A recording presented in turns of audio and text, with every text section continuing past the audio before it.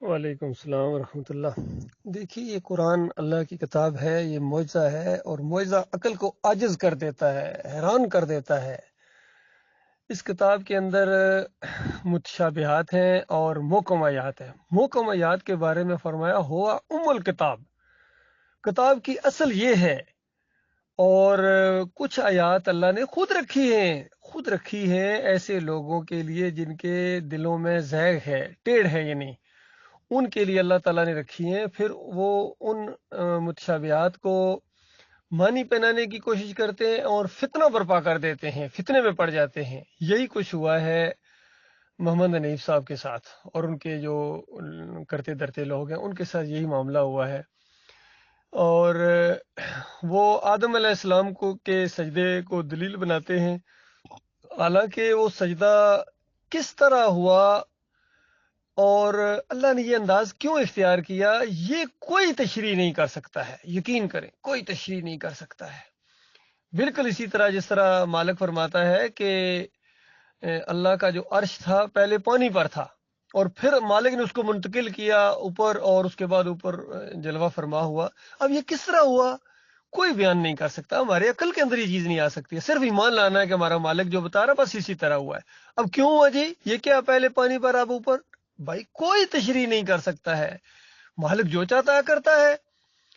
تو اس چیز کو دلیل بنانا جو آپ سمجھ ہی نہیں سکتے ہیں، صرف ایمان لانا تھا اس بات کے اوپر کہ مالک نے بتایا ہے بس اسی طرح ہے، اس کو دلیل بنا کے پھر جناب یہ دنیا میں نبیوں کو سجدے کرنا یا نبیوں کو نبیوں کے سامنے سجدے کرانا اور پھر دلیل اس واقعے کی پکڑنا، یہ بہت بڑی نادانی ہے۔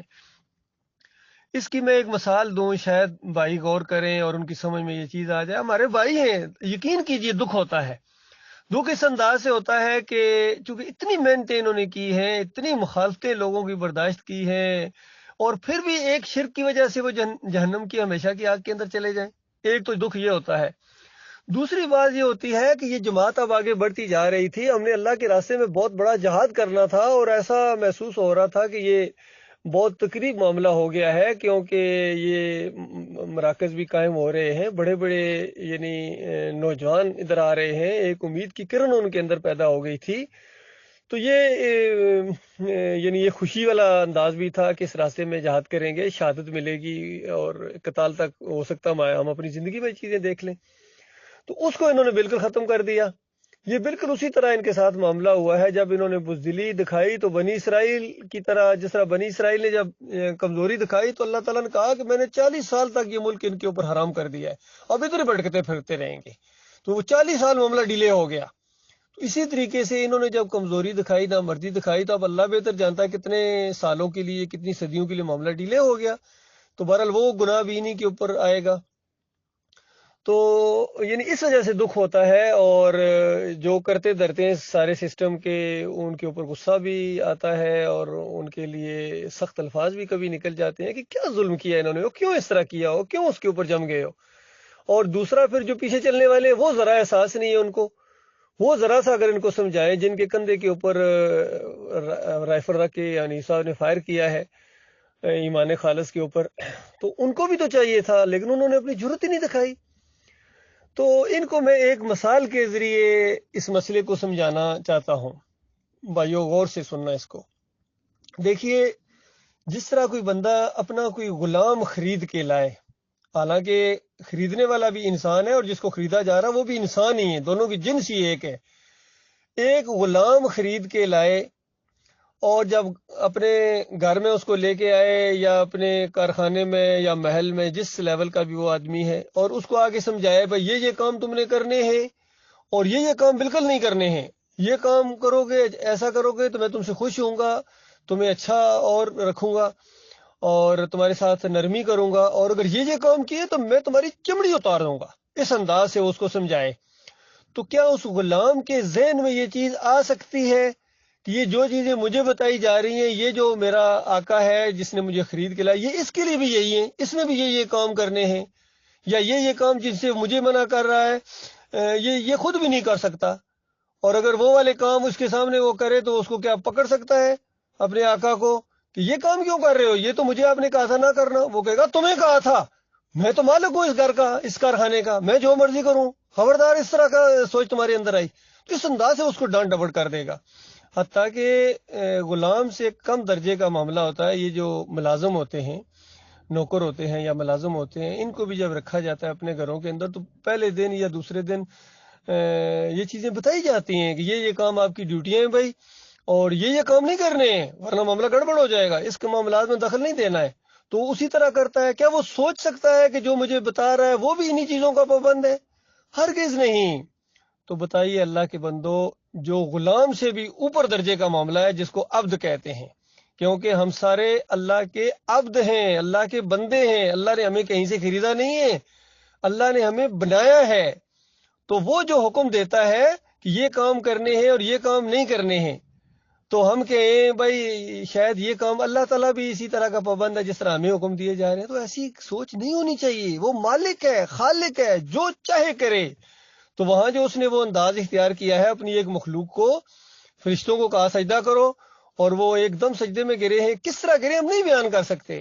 اب اس کو دلیل پکڑ کے یہ انسان خود سجدہ کرنا شروع کر دیں یا الزام لگانا شروع ہو جائے انبیاء کے اوپر، انبیاء نے بھی سجدے کیے تھے، تو پھر ان کی نادانی ہے میرے پیارے بھائی. بہت بڑا الزام ہوگا انبیاء کے اوپر، اور الزام کے اوپر الزام کے پھر اللہ پر الزام لگایا جائے کہ اللہ نے ان کو حکم دیا. کہتے اللہ کا حکم ہے. کہاں حکم ہے بتاؤ، کسی جگہ تو بتاؤ، کوئی اشارہ بھی بتا دو حکم کا. ہرگز وہ حکم نہیں ہے. بھائیوں کو کس نے بتایا تھا؟ بتا، کوئی وہی آئی بھائیوں کے اوپر؟ کہاں حکم ہے؟ ہرگز حکم نہیں ہے. وہ جو خواب دکھایا گیا جس انداز سے، وہ خواب ہے اور خواب کی تعبیر ہوتی ہے.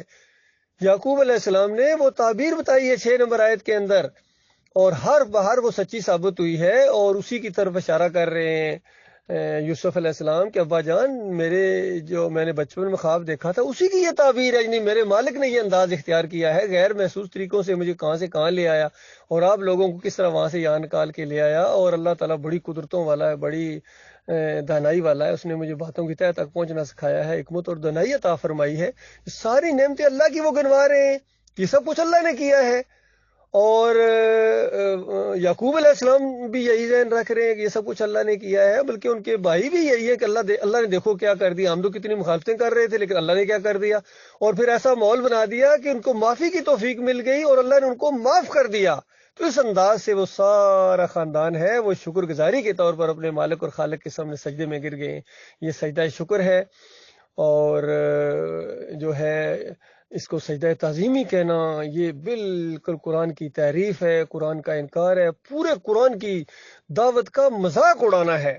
تو یہ دعوت القرآن لکھ رہے ہیں، اور دعوت القرآن کے اندر یہ چیز لکھ دیں کہ سارے خاندان یوسف علیہ السلام کے سامنے سجدہ ریز ہو گئے. تو یہ دعوت القرآن اس لفظ کا مذاق ہے. اللہ کے بندو غور کرو، ابھی بھی وقت ہے، جو زندہ ہو بچ جاؤ گے، مالک سے معافی مانگ لو، وہ معاف کر دے گا. بہت بڑا معاف کرنے والا، وہ تو تیار بیٹھا ہے معاف کرنے کے لیے. کوئی ندامت تو ہو تمہیں، کتنا سخت جرم تم نے کیا ہے، اور کچھ احساس ہے یہ کتنا بڑا جرم ہے. یہ شرک کرنا، خاص کر توحید والی کوئی قوم ہو، ایماندار قوم ہو، اللہ اس کو عزت دے اور پھر وہ شرک کے اندر ملوث ہو جائے تو پتہ یہ کتنا بڑا جرم ہے. یہ بالکل وہی جرم ہے جو بنی اسرائیل بچڑے کی پوجا جنہوں نے کی تھی، تو اس کی سزا پتہ ہے کیا تھی؟ توبہ کی شرط رکھی گئی تھی. توبہ کی شرط رکھی گئی تھی. اس سے اللہ تعالیٰ نے یہ نہیں کہا کہ بس توبہ کر لو. اللہ تعالیٰ نے کہا توبہ کرو، لیکن ایک شرط ہے کہ جن لوگوں نے تمہیں اس گوالا پرستی کی طرف مائل کیا ہے ان کو اپنے ہاتھوں سے قتل کرو، تب تمہاری توبہ قبول ہوگی، ورنہ تمہاری توبہ قبول ہی نہیں ہے. تو اس انداز سے کہ جماعت والو تمہاری توبہ یہی شرط ہے، یعنی گویا اس انداز سے کہ جب تک تم اس کو کافر قرار نہ دو، اس محمد حنیف کو اور سعید احمد کو، ان دونوں نے مل کے مارا ہے تمہیں، ان کو طاغوت قرار دو. اور اگر یہ توبہ کر لیں تو ٹھیک ہے، اللہ ان کو بھی معاف کرنے کے لیے تیار ہے. اللہ تو اتنا مہربان ہے کہ اس نے فرعون تک کو کہا کہ فرعون کیا تو پاکیزگی اختیار کرنا چاہتا ہے؟ بالکل پاک ہو جائے گا گناہوں سے اگر تو توبہ کر لے، اپنے مالک اور خالق کی طرف آ جائے. تو بالکل انہوں نے بھی وہی فرعونیت والا انداز اختیار کیا تھا کہ میرے پوچھے بغیر آپ نے ایمان اختیار کر لیا اور اس کو لوگوں میں پھیلانا شروع کر دیا. ارشد کرملائی کتنا بڑا مجرم ہے کہ اس نے میرے سے پوچھے بغیر، شورا کا ابھی فیصلہ ہی نہیں ہوا اور اس نے اعلان کر دیا کہ سجدہ اللہ کو ہے، اور یوسف علیہ السلام کو سجدہ ماننا یہ عقیدے کی خرابی ہے. تو اس طرح انہوں نے تعدیبی کارروائی کی، اندازہ لگائیے، سخت تعدیبی کارروائی اپنی طرف سے. یہ بالکل وہی بات ہے جو فرعون نے کہا تھا چھوڑو مجھے، میں موسیٰ کو قتل کر دوں. تو یہ وہی انداز ہے. اسی لیے میں نے شروع میں یہی بات کہی تھی کہ یہ فرعونی انداز ہے، یہ بڑا خوفناک انداز ہے. بڑا ظالمانہ انداز ہے، بہت بڑا ظلم ہے، بہت بڑی زیادتی ہے کہ ایک بندے کو انتشاری اور باغی کہنا۔ بتاؤ کیا میں نے جرم کیا؟ بتاؤ میرے پیارے بھائیو، سوچو، اکیلے اکیلے سوچو، کبھی آپس میں دو دو تین تین بیٹھو تو آپس میں دیکھو ارشد کرم اللہ کا کیا جرم ہے۔ وہ یہ کہتا ہے سجدہ اللہ کو ہوا ہے، اور قرآن کے دلائل دیتا ہے، اور اس جماعت کے جو بنانے والے تھے ڈاکٹر مسعود الدین عثمانی رحمۃ اللہ علیہ، ان کا فتویٰ موجود ہے۔ انہوں نے کہا ہے کہ دیکھو جن کا ایمان خراب ہوتا ہے، جن کا ایمان خراب ہوتا ہے، انہوں نے یہ نہیں کہا جن کا موقف صحیح نہیں ہے یا جن کی وہ تشریح صحیح نہیں ہے، جن کا ایمان خراب ہوتا ہے وہ اس طرح تشریح کرتے ہیں کہ یوسف علیہ السلام کو سجدہ ہوا، کیونکہ اپنے مریدوں سے بجوانا چاہتے ہیں اپنے آپ کو۔ یہ بھی وجہ بھی بتا دی۔ اللہ کے بندو، صرف ایک بیان نہیں ہے۔ اس کے بعد ڈاکٹر صاحب نے مولویوں سے بحثیں کی، اور مولویوں نے جب پھر تھوڑا بہت یوسف علیہ السلام کی طرف سجدے کا رخ کرنے کی کوشش کی اور کہا کہ نہیں حضرت، نہیں، یہ کیا کہہ رہے ہو، ہرگز نہیں، یہ جو ہے یہ ایسی بات نہیں ہے، بلکہ یہ سجدہ اللہ کو ہوا ہے، لہو کی ضمیر اللہ کے لیے، اللہ کے لیے ہے۔ تو اس انداز سے انہوں نے بتایا، بحثیں کرتے رہے ہیں۔ تو غور کرو اس بات کے اوپر میرے بھائیوں، اور یہ بھی ذرا تصور کرو، جس طرح بریلویوں کو اگر کبھی کبھی ہم کہہ دیتے ہیں کہ آج بھی اگر نبی علیہ السلام آ جائیں تو وہ تو تمہیں کافر مشرک سمجھیں گے جو کہ تمہاری حرکتیں ہیں، تو بتاؤ تم ان کے ساتھ کیا سلوک کرو گے۔ تو اسی طرح ہم کہتے ہیں کہ آج ڈاکٹر عثمانی رحمۃ اللہ علیہ آ جائیں تو بتاؤ کیا ہوگا۔ اتنی بات سوچ لو، کیا وہ تمہارے کہنے سے وہ مان جائیں گے؟ وہ کہیں گے نہیں حضرت، نہیں، ہرگز نہیں، وَخَرُّوا لَهُ سُجَّدًا، وہی الفاظ وہ بولیں گے اسی انداز سے، اسی لہجے کے، بلکہ اور سختی کریں گے، کیونکہ وہ تو بہت زیادہ ایمان عقیدے کی بات کو سمجھ رکھتے تھے، اور بہت ہی زیادہ انہوں نے توحید کا بیان کیا ہے، توحید کو وہ سمجھ گئے تھے، شرک کو وہ پہچان گئے تھے، طاغوت کو انہوں نے آڑے ہاتھوں لیا تھا۔ تو اس کے بعد کیا ہوگا بتائیے؟ یا تو حنیف صاحب مان جائیں گے اگر ان کے اندر ذرا بھی کوئی انسانیت یا اس چیز کی رمق ہوئی، تو یا پھر مقابلہ کریں گے۔ تو آپ غور کرو، کہاں کھڑے ہو، کہاں لے گیا آپ کو؟ یہ پیچھے ابلیس ہے، ڈوریاں اس کے پاس ہے، ہینڈلر وہ ہے۔ اس نے پہلے بھی وار کیا تھا محمد حنیف صاحب کے اوپر، کیا تھا یا نہیں کیا تھا؟ گواہی دو اس بات کی کہ ماڑی کی مسجد کے اندر انہوں نے توبہ کی تھی یا نہیں کی تھی، اور کہا تھا کہ اگر میری بات مان لی جاتی تو جماعت کی بنیاد کے اوپر چوٹ پڑتی، تو اس وقت چوٹ پڑتی۔ تو اب پھر حنیف صاحب کی بات مان کے کیا آپ لوگوں نے جماعت کی بنیاد کے اوپر نہیں چوٹ ماری ہے؟ اس کی بنیاد اکھیڑ دیا آپ نے۔ بنیاد تھی ایمان خالص، توحید، رد شرک، کفر بالطاغوت۔ کفر بالطاغوت کی بجائے طاغوت کو اپنا امیر مانتے ہو، تو کیسے بچو گے؟ تمہاری جان کیسے بچے گی؟ ہرگز نہیں بچ سکتی ہے، مرنے کے ساتھ وہ آگ لگنے والی ہے تم لوگوں کو، جو بجائے نہ بجھے گی، اور کتنا سخت تمہیں تکلیف ہوگی، کیونکہ تمہارے اندر صرف اتنی بات، خود بھی سجدہ کسی کو نہیں کیا، صرف ایک خیالات کے اندر آپ کے وہ شرک ہے کہ وہ ایک معاملہ ہوا ہوگا اور اللہ خوش ہو گیا، اس کے اوپر سجدہ کروا کے اللہ خوش ہو گیا۔ یہ وہ بہتان ہے، یہ وہ الزام ہے، یہ وہ کفر ہے کہ جس کی وجہ سے آپ کی ہمیشہ کی آخرت برباد ہو جائے گی۔ للہ توبہ کرو، معافی مانگو، کوئی تمہیں بچانے والا نہیں ہے، یقین کیجیے۔ حنیف صاحب نہیں بچائیں گے، وہ اپنی بیوی کو نہیں بچا سکیں گے، اپنے بچوں کو، خود اپنے آپ کو نہیں بچا سکیں گے، وہ تو خود لٹکے ہوئے ہوں گے، رگڑے جائیں گے اگر شرک سے توبہ نہ کی تو اس وقت جب ان کو لٹکا ہوا دیکھو گے تو پھر تمہارے اوپر کیا گزرے گی؟ قاری خلیل الرحمان صاحب، عتیق الرحمان صاحب، چودھری اشرف صاحب، اور عبد الجبار صاحب، منور سلطان صاحب، رفعت نواب صاحب، اس وقت تمہارے اوپر کیا گزرے گی جب محمد حنیف کو الٹا لٹکے ہوئے دیکھو گے، سعید احمد کو الٹا لٹکے ہوئے دیکھو گے؟ تم کچھ بھی نہیں کر پاؤ گے سوائے اس کے کہ لنتے بھیجو گے ایک دوسرے کے اوپر۔ لہٰذا آج اگر صحیح معنوں میں آپ کے دل میں ان کی کوئی عزت اور احترام ہے یا ان کے ساتھ دوستی ہے تمہاری کچھ، تو ان کو سمجھاؤ۔ نبی علیہ السلام نے فرمایا اپنے بھائی کو یعنی ظلم سے باز رکھنا یہ اس کی مدد ہے، تو اس کو باز رکھو، اسے منع کرو کہ آپ کی وجہ سے پوری جماعت جہنم کے آگ کے اندر چلی جائے گی۔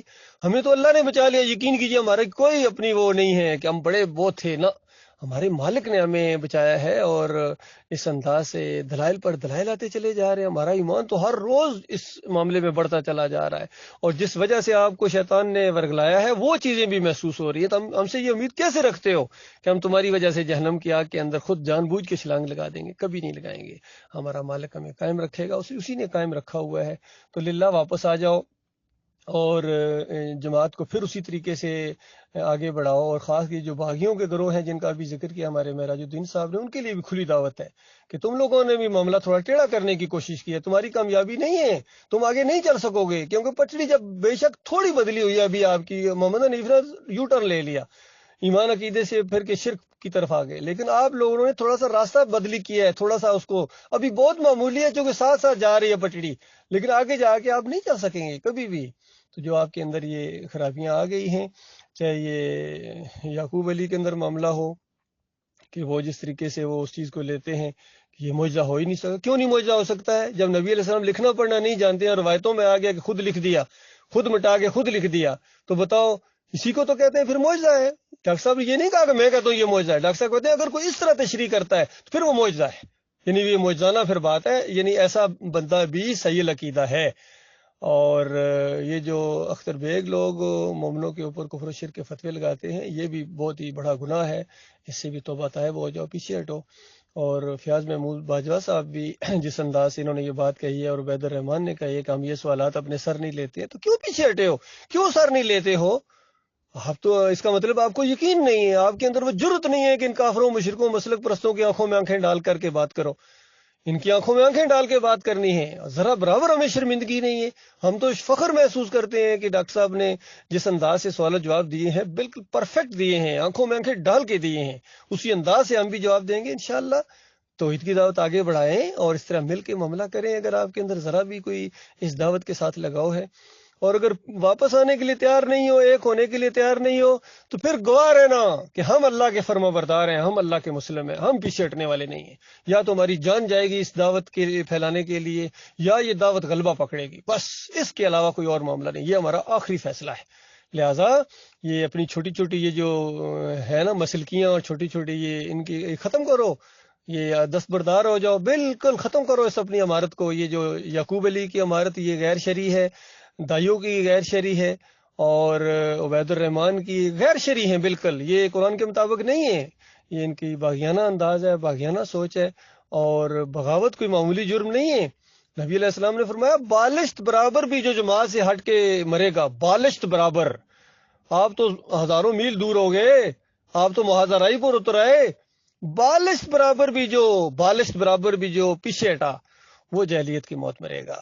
یہ اس کی مثال یہ دی شاید جس طرح ایک دو آدمی ہیں جو وہاں لاہور میں بھی ہے، کہتے ہیں کمال خان صاحب ہمارے امیر ہیں لیکن بات نہیں مانتے ہیں. اس کو کہتے ہیں بالش برابر پیچھے ہٹ جانا، یہ اطاعت سے گریز کرنا، اطاعت نہ کرنا. امیر اسی کو ماننا، پھر وہ اطاعت نہ کرنا، یہ ہوتا ہے اس جماعت کے نظم سے پیچھے ہٹ جانا. اس کی اجازت نہیں دیتا اسلام. بھائی اسلام بڑا مضبوط نظام ہے، اور اسلامی ریاست ہو تو ایسی سوچ رکھنے والے، ایسے انداز اختیار کرنے والوں کو بھی کڑی سے کڑی سزا دی جاتی ہے. اللہ تعالیٰ غور و فکر کرنے کی توفیق عطا فرمائے.